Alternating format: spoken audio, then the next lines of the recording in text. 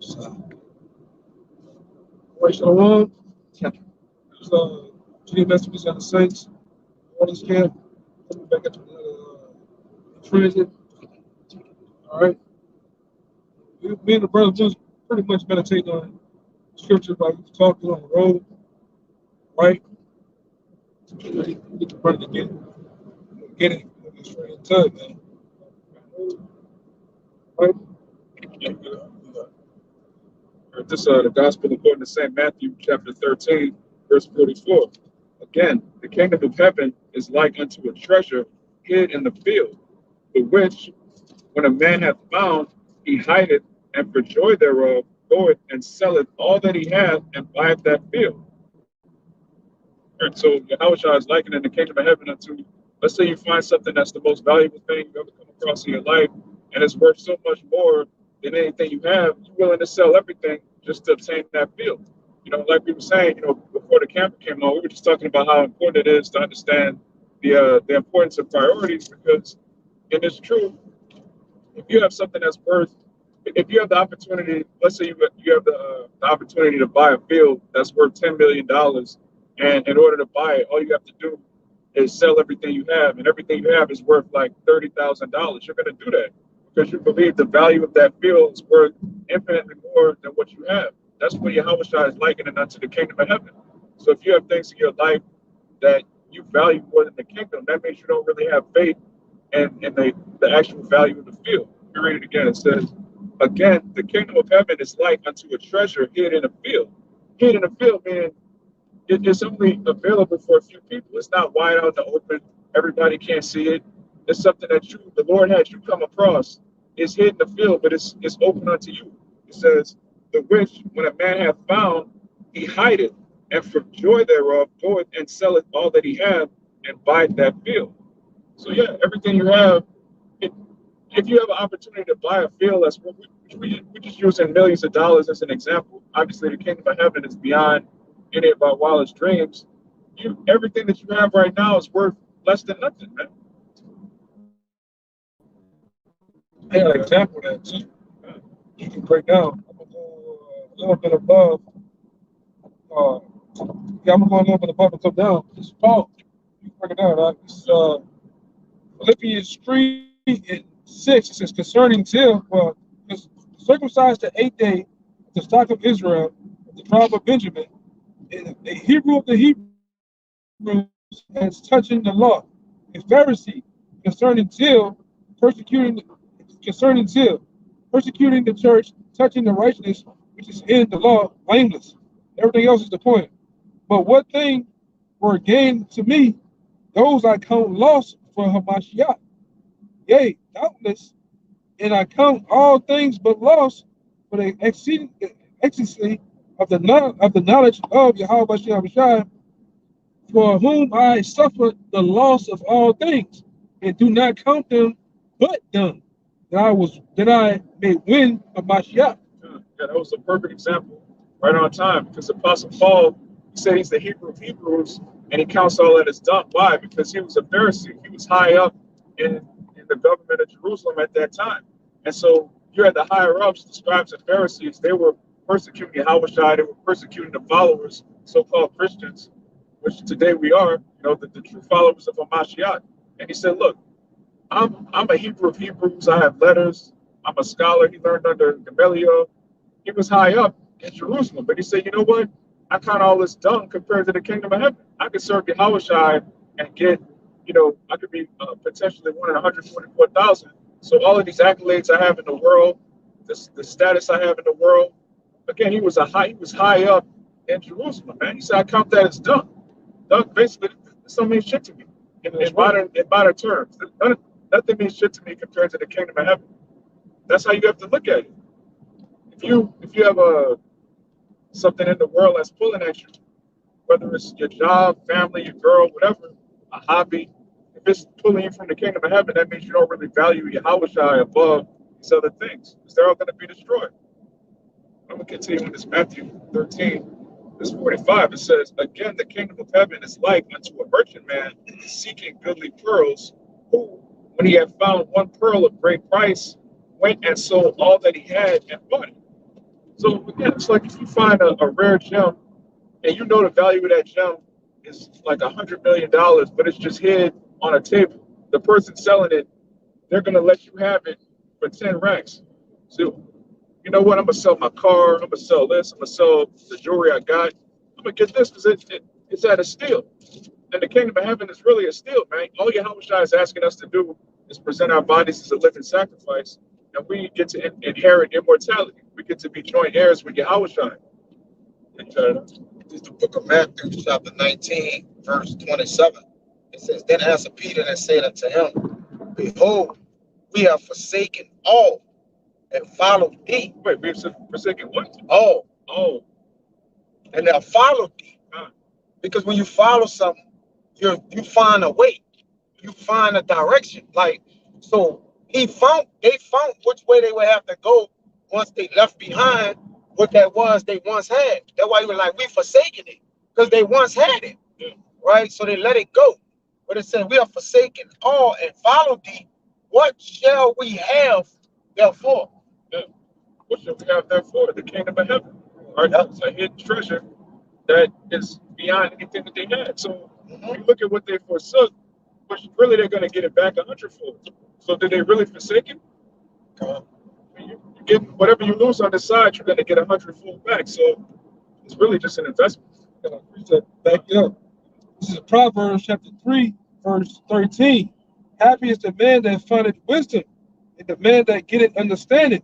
For the merchant of it is better than the merchant of silver, and the gainer thereof than the fine gold. She is more precious. She is more precious than rubies, and all the things that could have desired are not to be compared to unto her. Yeah, can't be compared. How do you compare anything in Babylon the Great to the kingdom of heaven? Everything that we have on the side is defiled, and everything is rapidly decaying, including our own bodies. So for you to sacrifice these things to gain immortality is an easy trade, man. What did Apostle Paul say in Romans 8? Our present sufferings are not to be compared to what we're about to inherit. The glory, the riches. You know, Jake loves status in this world. There's going to be no higher status than 144,000. Yeah, that treasure, I'm going to go into the word, is something that you have retained carefully in the mind. See, a treasure is not gold and silver. That's why it's like wisdom is better than rubies. A treasure is something, well, it says in the verse in the online etymology, it says to amass treasure, to store up for the future, right? Regard as precious, retain carefully in the mind. So like you said, a thing that we have retained carefully, the thing that we have retained carefully in the mind has been this wisdom to have what? Forever. So really, what you have in store in your treasure is what you're going to have forever. So anything you traded in or spread it out is all good because you got what? Everything you need in store. That's why you can let go all the things you might have wanted. You got it, bro. Yeah, that's a beautiful definition. And because Yahushua likened the kingdom unto a treasure, when you look at a treasure, you keep your treasure in a safe. You keep it in a chest. You don't put your socks in a treasure. You don't put just random perishable goods in a treasure. You keep the things that are most valuable to you in a treasure, and that's how the kingdom of heaven is. We don't compare this to anything in the world because everything else in the world we're about to use it anyway. You're not watching the prophecies, if you're not watching headlines, America don't have that much longer. So why would you invest more into that? That's like you got to borrow a solid gold. You take that out your safe and you just put it on Chef Mentor somewhere. You just leave that, and then you take a can of pork and beans and then put it in a treasure chest. That doesn't make any sense. It says treasure to hold dear, be found of, and be attached to it. Yeah. That's why they call it a treasure chest. Gotcha. When you hold something dear, you pull it towards your chest, man. Your bosom. Yeah, your bosom. Your bosom. Yeah. That's how you're supposed to treat this truth. You're supposed to hold it, like Yahushua said, hold fast to what thou hast. Hold fast means hold tight. Hold tight to this truth. God, give thy, it says, last thing, brother. It says, give thy mind, or occupy thy mind, or, into prophecy. Like, which, all the parables of wisdom, pretty much, you got it. Yeah, this, back you up, this Revelation 3, verse 18. This is in red letters. This Yahushua. It says, I counsel thee to buy of me gold tried in the fire, that thou mayest be rich, and white raiment, that thou mayest be clothed, and that the shame of thy nakedness do not appear, and anoint thine eyes with eye salve, that thou mayest see. And so basically, you're supposed to buy the truth and sell it not. You know, the white raiment represents that purity. Right? We're being clothed with a double garment of righteousness, which you can't get in this society. You know, our righteousness is as filthy rags. You try to do your best here, but ultimately, the best sacrifice you can make is as a brother. It's not memorizing the most precepts. It's not having the most money in Babylon. You know, there's some brothers that are charitable that turn out to be wicked, man. It's about being a brother, man. Putting on the white raiment, which is again pure. It's without spot, without stain. That's what this ministry is about. Just purifying us and getting us ready for that treasure that we're about to inherit. Like let our garments be always white, Yeah. and let our head like on. Yeah. Those two things go together. The white raiment and the ointment. Because ointment is basically represents being anointed. There's no, you can put on a show for the camera that you love the kingdom, that you love the brotherhood. When it comes time to sacrifice for the brotherhood, you'd rather do something else. That proves that what you really treasure. Yeah. You treasure the world, you treasure the things that are in the world. And now you keep your treasure and stay clean is the garment. Yeah. Because it said what? Keep thy garments. So you got to keep the purity. Yeah. Stand clear, being honest to these things are pure, as it says in what Colossians 3, like, you know, honest, purity, charity, all those things. So that's keeping your garment. You got to. Which is Solomon chapter 8, verse 4. It says, for she is privately she is privately to the mysteries of the knowledge of Yahweh, for that lover of her works. If riches be a possession to be desired in this life, what is richer than wisdom that worketh all things? Yeah. But what's more valuable than the knowledge of Yahweh Shai? Apostle Paul called it an earnest. When you go to that word, it means a down payment. So if you have a down payment of something that's worth trillions of dollars, why would you forsake? It's like, let's say you have a winning lottery ticket. You know that these are the numbers that are going to win the Powerball. And then your boss calls you in to work the next day, like, look, I need you to come in. I know you got today off, but I need you to come in and get this money. Now you have a Powerball ticket that's going to win $500 million, but you come into work to make a couple $100 overtime. That doesn't make any sense. That's madness. But that's what Jake is doing in the truth.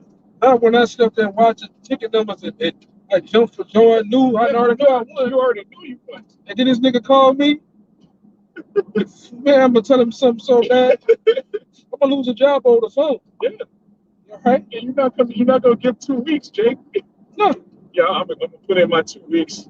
Then I'm gonna win the lottery 2 weeks from now. No, you're gonna quit like that moment. But we're not telling brothers to quit their job to be true. We're saying that your priorities are gonna be, look, you already have a treasure that's beyond anything that you already have. So you sell everything that you have to gain that field, which is hid. You got it. That's right. Yeah, they got that in Proverbs 11. What you're saying is, yet he that scattereth will not get increase. Because 11, yeah, like 25. This are the root 3. You finished? No, I have to. It's the root 3 and 12. It says, thou hast forsaken the fount of wisdom. For if thou would have walked in the way of our power, thou should have dwelled in peace forever. It's the point.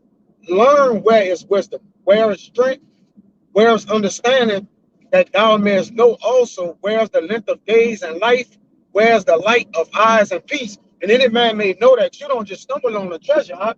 There's a map. There's a way to the treasure. So better. Yeah, because if the treasure's hid, what was it tell you? It's hid. Interest. There's only one path to get to it. That's it. You're not going to find a once-in-a-lifetime deal all the time. It's once in a lifetime. You need that roadmap to get back to. It says, who had found out her place? Or who, which there was a question mark, had come into her treasures? Yeah. Who have dwelt with her? The elect. You got it. It's that Proverbs 11 you mentioned. Start at 23. Yeah. It says, the desire of the righteous is only good, but the expectation of the wicked is wrath. There is that scattereth, and yet increase. Right. That's what the selling all that you have, and then what for that to buy that field? You scatter what you had so you can increase more. Sometimes there's an increase where you gotta basically it's a subtract addition by subtraction. Yes. Right? So some things which we gotta constantly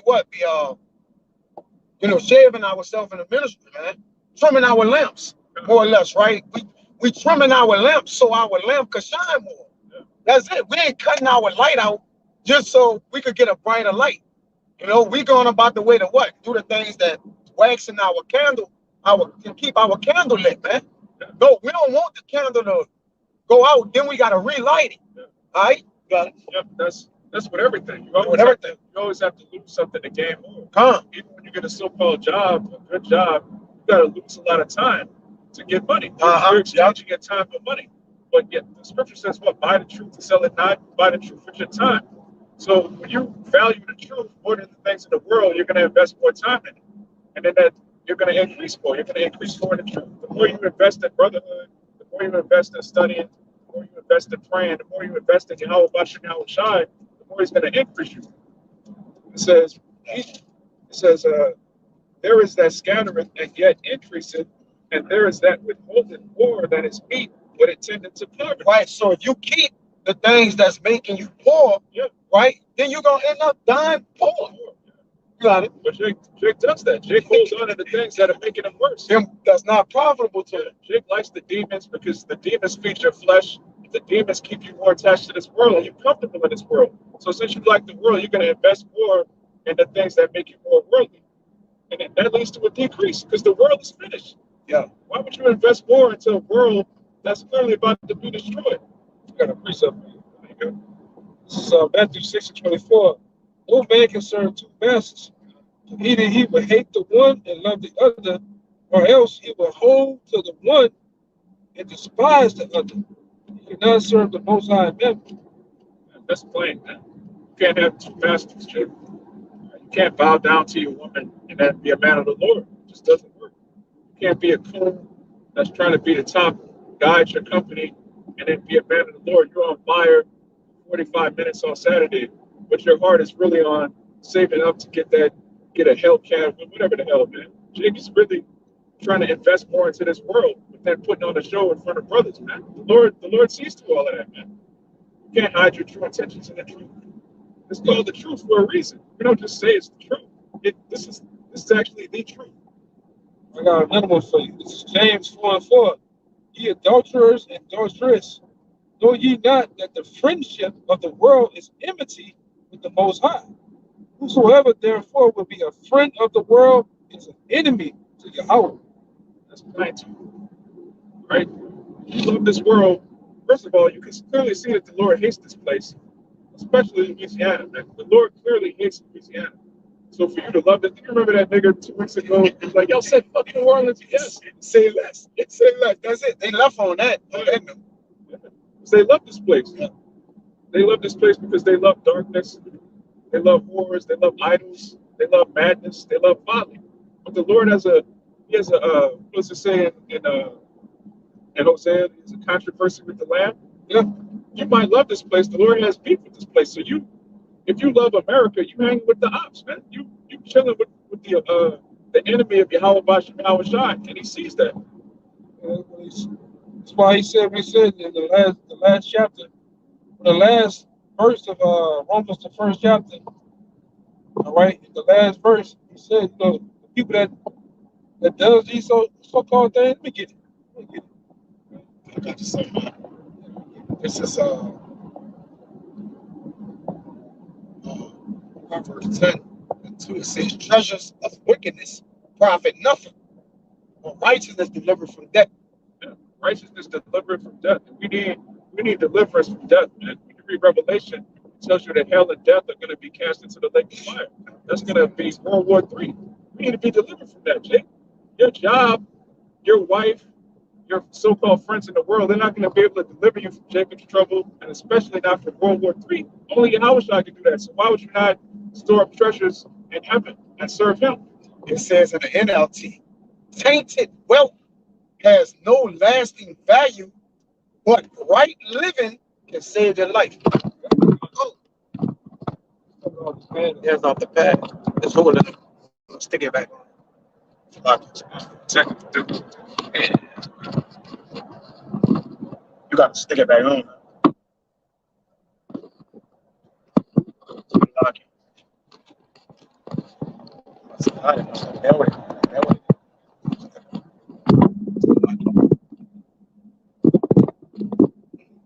This is a precept I had.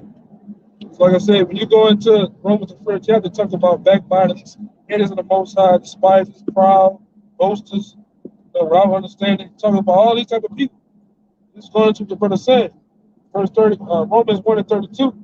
Who knowing the judgment of the Most High, that they which commit such things are worthy of death. Not only to the same, not only do the same, but have pleasure in them that do them.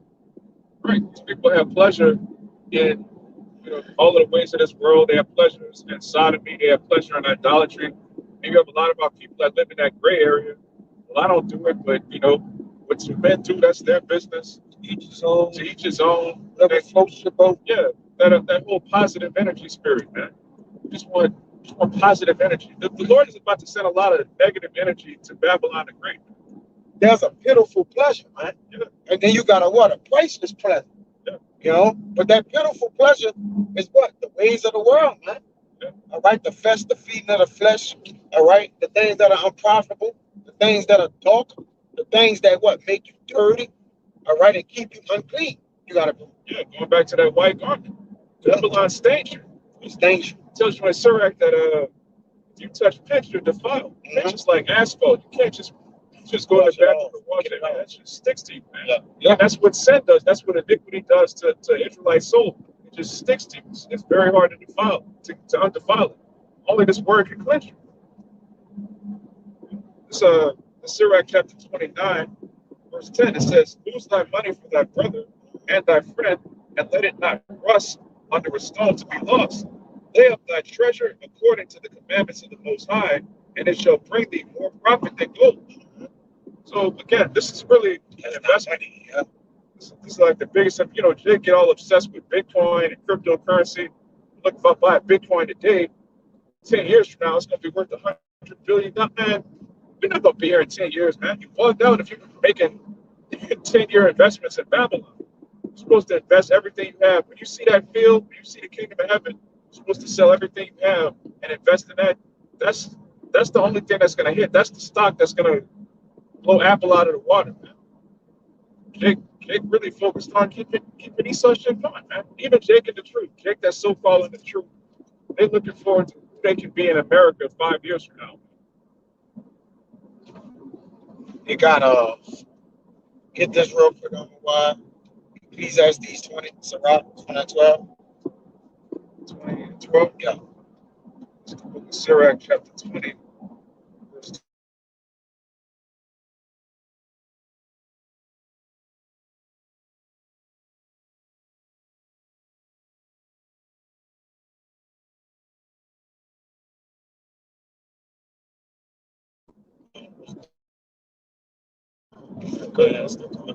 Yeah, read again.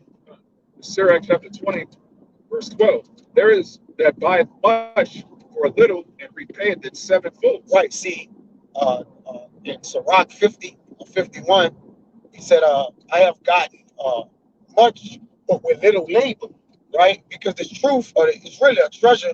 So really that no man can find a treasure. The treasure he's gotta be led to the treasure. Like he can't just find his own directions and map to it. The Lord gotta bring him unto it. All right. So like he said, that's something that buy much for little. But the end, what it say, repay it sevenfold? It says, there is that buy much for a little and repay it sevenfold. Yeah, that's a great treasure, all right, to have that we're going to get the payoff or the recompense for it sevenfold, right? So yet over here, this treasure we got, people be like, man, y'all do it. They'll look at it like it's little next to nothing, man. All right? Yeah, they just see us as fools, reading the Bible, screaming, wearing dresses. Yeah. We're counted to these people as just crazy people, just guys that don't have anything going on. No, we don't have anything going on better than the kingdom. Like Proverbs 6 and 6, It says the ant is a little people but strong, but in the summertime, right? They don't. You know what I'm talking about? Yeah, Verse yeah. 6. The ant stores up everything in the summer. The store report, Yeah, the store report, the treasure report, right? But in the winter, he don't gotta come out of his place, right? yeah. There's a lot to be learned from ants, man. Yeah, yeah, little people but strong. Yeah. And they understand priorities. They understand, look, we have to sacrifice this right now so that when the time comes, we can eat. You also understand order, man. Yeah. Order is a system, right? Because when you look at that empire, it's a full-blown system. Yeah. It's the same thing. You know, we're kind of like they elect it like into the edge, but they elect will be in order, man. They understand what's going on. You know, go ahead. Actually, let me get this That's off. Proverbs 6. That's what we're talking about.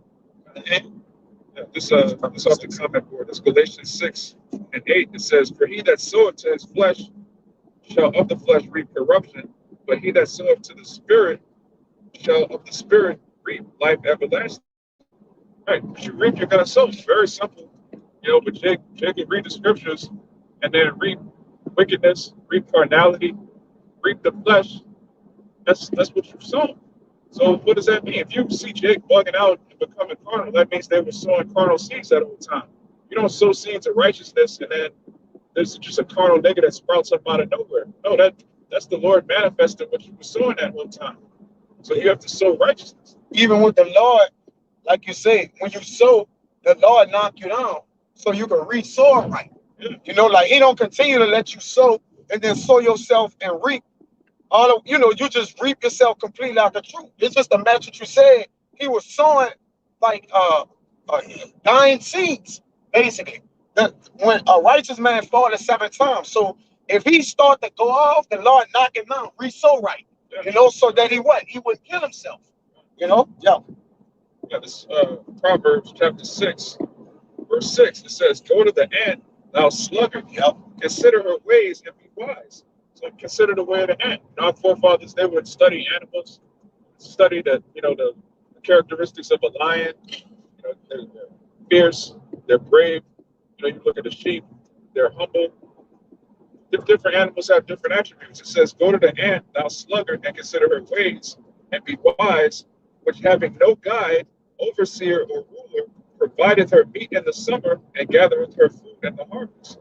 So they know what they have to do, man. Ants have, like the elder said, they have a well-oiled machine. They have a system in place that benefits all of them. They don't have. There's no ego in an ant. It's not. I'm not gonna see an ant going off doing its own thing. Well, I know how to do this. It just does its own thing on the side, and the ants work together. You learn the word treasure, it means keep and set. And it sets you, it keep you, man. You know, it sets you up and it keep you, man. That was synonyms for treasure when I looked it up. So they know, like you say, even with the ant pile, they know how high to build it. They know how wide to build it. Because you notice it be different heights and sizes. So I believe they built that is to last them through the winter, through everything, man. And that's the treasures of heaven we got. We know how much wisdom to use to apply to this, how much to put towards this, what to take away from the world, what to put into the spirit, the fruits of the spirit, man. You know, add and subtract. You gotta. Yeah, like the brother said, treasures are set. When you look at the best place to take someone's treasure is while it's moving, while it's in transit, from one bank to another. That's they hit up these they hit up the cargo. It does. Yeah, you're not on his way to treasure. You're on his way to something else. But yeah, so when you look at these bank robbers, they really hit up the armored trucks because that's the best way to attack. Yeah. That's the only time it moves. Yeah. So when you come into this truth, once you get double-minded, you in the world 1 minute, you in the truth another minute. When you swing back and forth, that's the best time for Satan. That's the best time for Satan to get you because your treasure isn't set. Double-minded is also a characteristic of being weakness, man. Yeah. You can't make your money. Make your fucking mind up. It's unsafe. Yeah. Your treasure is now unsafe. Meaning what? Yeah, it's accessible now. Yeah, it's compromised. Yeah. That's all that. So I'm just gonna get this real quick. Brothers already know. Close out with that problem. James 1:8, a double-minded man is unstable in all his ways. Yep. Yeah, double-minded, if you know what your treasure is, you should be double-minded. If you're fully persuaded in your own mind that the kingdom of heaven is worth more than anything in this world, then nothing in this world should be able to sway you back and forth. Act like it. Show it. Yeah. They be talking the big shit on that block. Then when it comes to being the Lord, okay, I'm gonna put you to the test. Yeah. I'm gonna put you on trial. You want camera saying all of this and that about the kingdom? You want heathen slaves? You want 100 concubines? You want this and that? The Lord discover your heart. Yeah, because And you see, really want. You really You want. stuck this. Oh, okay. You really That's want neither here nor America. there. You really want America. You really want date night with Babe. You really want a promotion. That's what you really want, man. Jake acting on camera, man. That's what it is. Yeah, that's why the Lord say, "Be still and know that I'm the Lord." Like, or it goes something like that, right? Yeah, be still and know that I'm Yahweh. Right, and know that this treasure is real. Know that this is the way. Because when it say I'm Yahweh, I'm going into Yahweh Shai, which is the the earthly counterpart of Yahweh, spiritual, everything. All right, it's he's the truth, the life, and the way. In him we live, move, and have our being. Meaning that's where we treasure ourselves, right? Because where you live, move, and have your being, that's your everything. Like that's basically what all your that's your ingredients of surviving, living, and all the only way. Because really, you only way you be living if you got this truth. Everybody else is just surviving till they die. They getting by, right? They're existing. Yeah, but we're getting sealed and getting protected while y'all are getting by. But that was it, brother. That's a treasure. That's what it's about to get off on the So with that, we pray this lesson was edifying to the elect. And I give all praises, honor, and glory to Yahweh, Hashem, Yahushua, Hashem, and Kagodash. double honors to the apostles and elders of Great Millstone, and shalom to the hopeful elect. Shalom. Shalom. And a Bible ball. A Bible ball.